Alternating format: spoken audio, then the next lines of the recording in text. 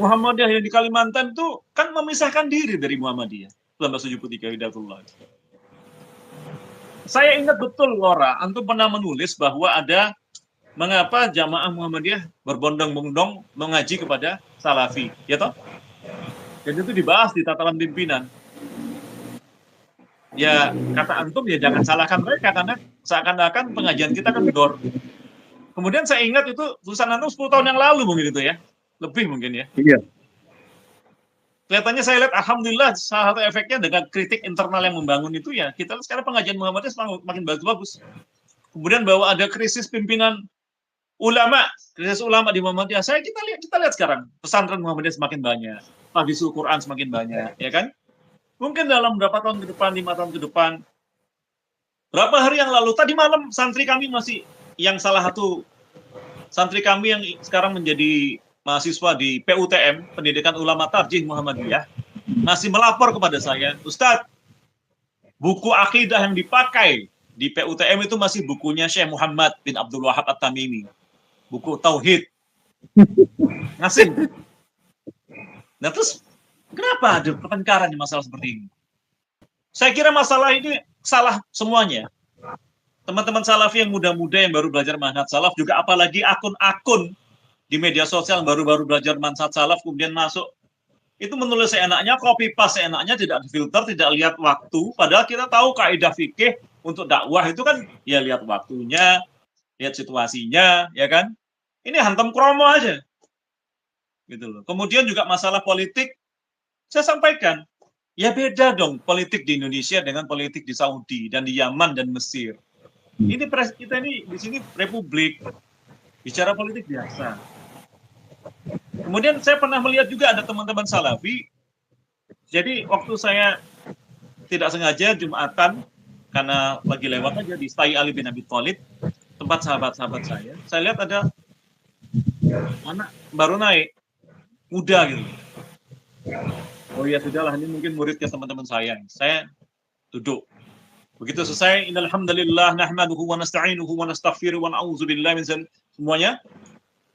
Dia bilang, amma ba'du, sudah dia katakan, amma ba'du sudah dibaca, ya ayyuhalladzina amanu dan semuanya ya. Ittaqullah haqqa tuqatih. Terus amma ba'du, kalimat pertama bahasa Indonesianya dia bilang kita harus menurut kepada presiden. Saya tepuk tangan. Guru-guru dia tidak pernah kayak gitu. Dia memuja-muja presiden waktu itu tahun 2020 masalah ya. Atau sebelumnya. Akhirnya sudah dia selesai Jumatan, saya ajari, saya dekati. Saya Abu Taki, saya teman dari guru-guru kamu ini kenal enggak? Oh iya ya Ustaz, apa kabar Ustaz? Ya gimana Ustaz? Antum ingat enggak ulil amri itu ada 2 sejak zaman sahabat? Baru dia ini. Iya Ustaz. Ulil amri itu gimana? Ulama dan umara. Nah coba antum lihat, umara di Indonesia itu siapa saja? Nggak tahu dia. Nggak tahu dia umara Indonesia siapa saja. Dikiranya presiden itu cuma satu-satunya umara. Ya kita kan bukan kerajaan. Lah ulama siapa saja saya tanya. Ulama mungkin kita bisa acukan kepada Majelis Ulama Indonesia. Tapi coba, ada lembaga yang lebih tua dari negara ini namanya Muhammadiyah. Ya kan? Apakah ulama Muhammadiyah yang kemudian berbeda pendapat mengenai masalah penentuan hari raya itu tidak bisa diindahkan? Ya toh? Dengan metodenya yang melakukan hisab. Sedangkan jelas-jelas bahwa Muhammadiyah membawa dakwah salah pertama. Apakah tidak bisa dianggap sama sekali sehingga kemudian di media sosial dihina-hina luar biasa selama 5 tahun terakhir, 10 tahun terakhir. Bahkan ada ancaman pembunuhan tahun lalu kan dari orang BRIN yang kemudian ditangkap itu. Saya ikut itu dalam proses penelusuran ke Jombang. Dia rupanya tinggal di Jombang gitu. Saya monitor di telepon ke Surabaya dari Jombang. Ini semuanya saya pikir ada yang mau obok-obok. Siapa yang mau obok-obok? Ya iblis dan orang yang kesetanan. Yang Salafi rasanya kok kurang kesalafiannya, jadinya sebagian ya. Yang Muhammadiyah juga lupa ke Muhammadiyahannya, yang NU lupa ke NU-annya, yang Persis mungkin kurang berperan, berperan ya, yang dewan dakwah juga mungkin kurang, yang hidayatullah kurang, semuanya. Akhirnya yang bermain adalah, yang tertawa adalah para syaitan, para iblis, dan Ruwaibidah bicara. Gitu. Nah, kembali tadi, akhirnya saya sampaikan kepada Ustadz itu, umara di Indonesia dibagi 6. 6, saya bilang. Apa saja dia tidak tahu. Ada eksekutif, ada legislatif, ada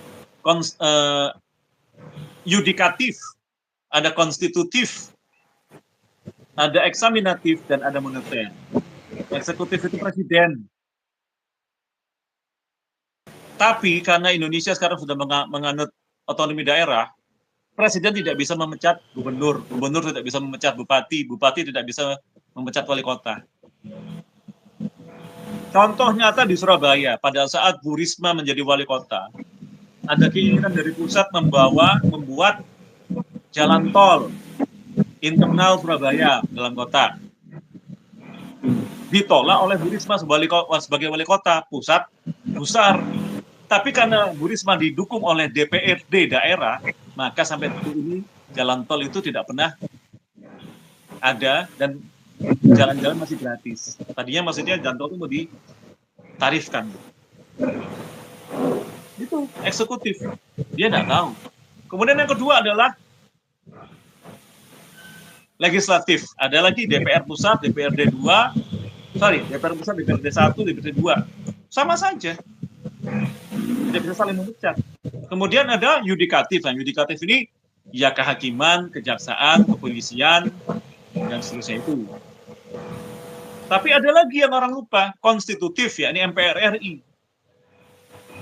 Itu juga ulil amri. Yang uti umaro. Ada lagi orang lupa, eksaminatif, ya, ini BPKRI. BPKRI, Badan Pemeriksa Keuangan, itu bisa menangkap, kalau perlu ya, memerintahkan penangkapan presiden. Yang terakhir adalah moneter. Itu umaro juga pemegang kekuasaan, kan? Ayatnya, A'udzubillahi minasyaitonirrajim, Bismillahirrahmanirrahim. Atiullah wa atiur rasul wa ulil amri minkum. Ulil amri minkum ini siapa? Gitu. Kemudian masalah politics.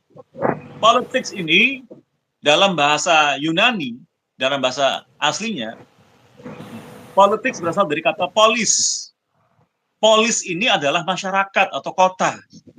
Jadi politics ini biasa saja.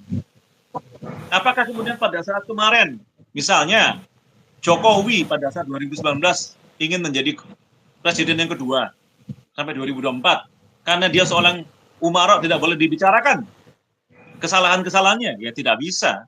Ini republik, ya boleh saja. Itu misalnya yang saya tangkap dari teman-teman itu yang kurang memaknai kesalahan dalam politik. Tapi sebaliknya, yang memakai nama Muhammadiyah juga saya kira lupa dari kemuhammadiyahan, sejarah Muhammadiyah itu. Saya tegaskan kepada orang-orang Muhammadiyah yang hadir di sini ya. Silakan lihat di YouTube channel saya, Abu Taqi Maestino, ATM Abu Taqi Maestino. Itu diantaranya ada video saya dengan keluarga Ahmad Dahlan. 3 kali setidaknya, bahkan mungkin 4 kali seingat saya, dinyatakan bahwa Kiai Haji Ahmad Dahlan itu memang meneruskan dakwah Syekh Muhammad bin Abdul Wahab At-Tamimi. Wallah, silakan lihat. Tidak saya rekayasa. Saya cuma ngecek betul tidak? Betul. Juga Syekh Muhammad Rashid Ridho, Salafi Mesir. Dan kita tahu Syekh Muhammad Rashid Ridho dan Syekh Muhammad Abdul Wahab At-Tamimi juga meneruskan ajaran dari diantaranya tentu saja naik ke atas Syekh Ibnu Qayyim. Naik lagi ke atas siapa? Syekh Ibnu Taimiyah. Naik lagi ke atas 4 imam itu, utamanya Hanbal, Ahmad bin Hanbal yang paling muda. Kemudian naik lagi ke atas Syafi'i, naik lagi ke atas Malik, lagi ke atas Abu Hanifah. Abu Hanifah naik ke atas apa? Tabi'in. Naik lagi ke atas tabi'in. Naik lagi ke atas sahabat Nabi. Abu Hanifah Rasulullah Muhammad Rasulullah SAW. Kenapa, Ustaz? Kalau di zaman Abu Hanifah masih ada sahabat Nabi itu. Iya, Abu Hanifah dikatakan masih bertemu di periode 3,5 lah, ya kan, dari 3 3,5.